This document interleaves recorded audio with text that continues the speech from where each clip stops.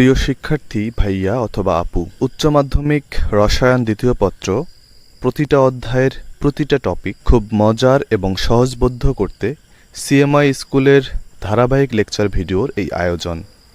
নতুন আরও একটি পর্বে তোমাকে স্বাগত জানাচ্ছি। আমি মাহমুদুল হাসান, তোমার অন্যতম একজন শুভাকাঙ্ক্ষী।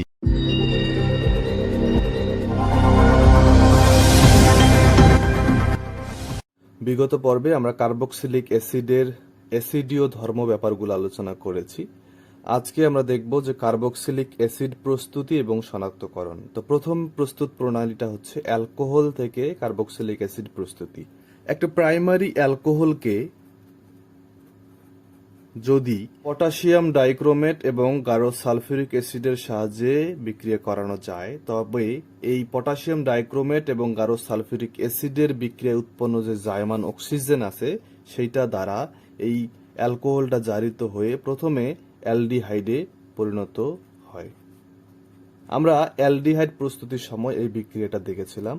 তো এই যে অ্যালডিহাইড, তাকে যদি পূর্ণ জারণ করা হয়, অর্থাৎ আবার যদি জারিত করা হয়, তাহলে উৎপন্ন হবে আর COOH। তার মানে আমরা 1 ডিগ্রি অ্যালকোহলকে যদি জারিত করি, প্রথমে অ্যালডিহাইড পাওয়া যাবে, তাকে আরও জারিত করলে কার্বক্সিলিক অ্যাসিড পাওয়া যায়। কারণ আমরা জানি অ্যালডিহাইডকে অক্সিজেন দ্বারা জারিত করলে কার্বক্সিলিক অ্যাসিড পাওয়া যায়।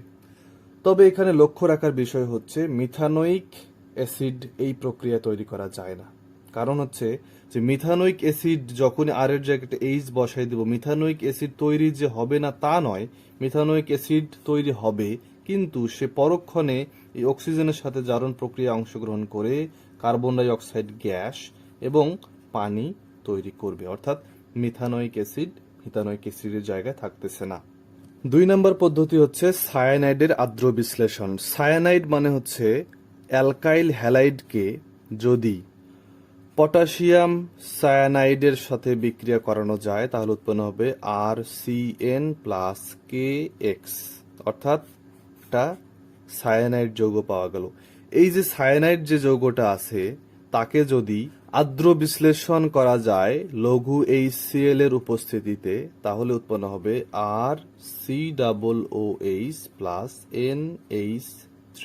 আমরা যদি একটা উদাহরণ দেখি যে CH3CH2CN, তাকে যদি আর্দ্র বিশ্লেষণ করা যায় লঘু HCl এর উপস্থিতিতে, তাহলে পাওয়া যাবে CH3CH2COOH+NH3। এরপরে আসি অ্যালকিন থেকে, অর্থাৎ অ্যালকিন একটা নেওয়া হলো। অ্যালকিনকে যদি H3PO4 এরকম একটা প্রভাবকের উপস্থিতিতে কার্বন মনোঅক্সাইড প্লাস জলীয় বাষ্প, অর্থাৎ H2O, এটা হচ্ছে জলীয় বাষ্প, তার সাথে যদি বিক্রিয়া করানো যায় এবং সেটা হবে উচ্চ চাপে এবং 350 ডিগ্রি থেকে 400 ডিগ্রি সেলসিয়াস টেম্পারেচারে, তাহলে এখানে উৎপন্ন হবে RCH, এখানে থাকবে CH3 এবং এখানে COOH। আমরা যদি একটা উদাহরণ দেখি, আর এর জায়গায় যদি আমরা H নেই, HCH ডাবল বন্ড CH2, অর্থাৎ আমরা একটা ইথিলিন নিলাম। এইটাকে যদি কার্বন মনোঅক্সাইড প্লাস পানির সাহায্যে বিক্রিয়া করানো যায় এই প্রভাবক এবং এই তাপমাত্রায়, তাহলে উৎপন্ন হবে যে আর এর জায়গায় H এবং C, উপরে হলো CH3, এখানে COOH। তার মানে আমরা লিখতে পারি CH3CH2COOH। তেল বা চর্বি থেকেও কার্বক্সিলিক অ্যাসিড প্রস্তুত করা যায়।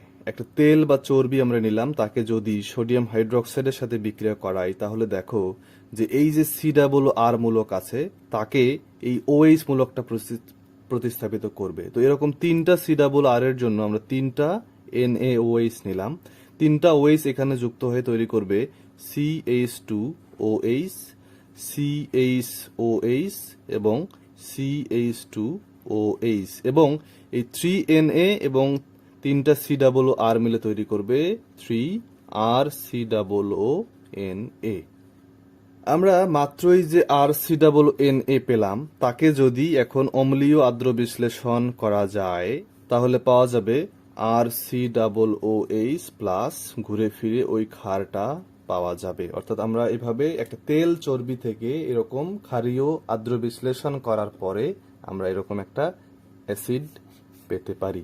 এরপরে গ্রিগনার্ড বিকারক থেকে কার্বক্সিলিক অ্যাসিড প্রস্তুত করা হবে। গ্রিগনার্ড বিকারক যে আছে RMgX, তাকে শুষ্ক ড্রাই আইস অর্থাৎ শুষ্ক কার্বন ডাই অক্সাইডের সাথে বিক্রিয়া করে আমরা তৈরি করতে পারি RCOOMgX।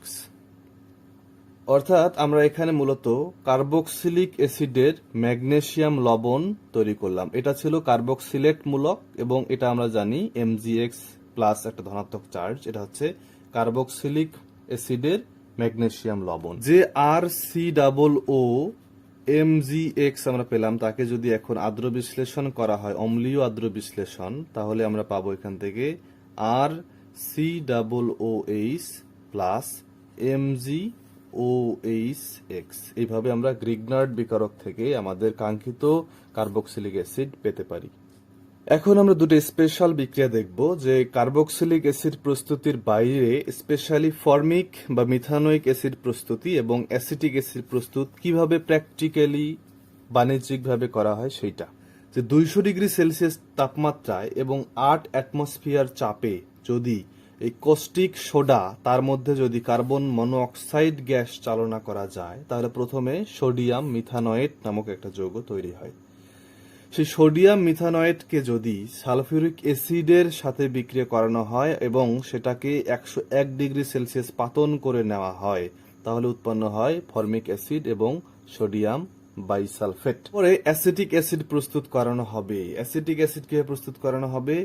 যে অ্যাসিটিলিনকে আমরা যদি বিক্রিয়া করাই, তাহলে যেটা হবে, এখানকার এইচ এবং ওএইচটা আমরা জানি, এইচটা এখানে যুক্ত হবে, ওএইচটা এখানে যুক্ত হবে, তাহলে কি পাওয়া যাবে? CH-OH CH2। এই OH এর হাইড্রোজেনটা পরে ট্রান্সফরমেশন হবে, আমরা যেটা কি টটোমারিজমে পড়েছিলাম, সেই হাইড্রোজেনটা এখানে চলে যাবে, চলে যাওয়ার পরে উৎপন্ন হবে CH3CHO, যেটা কিনা এই যৌগ।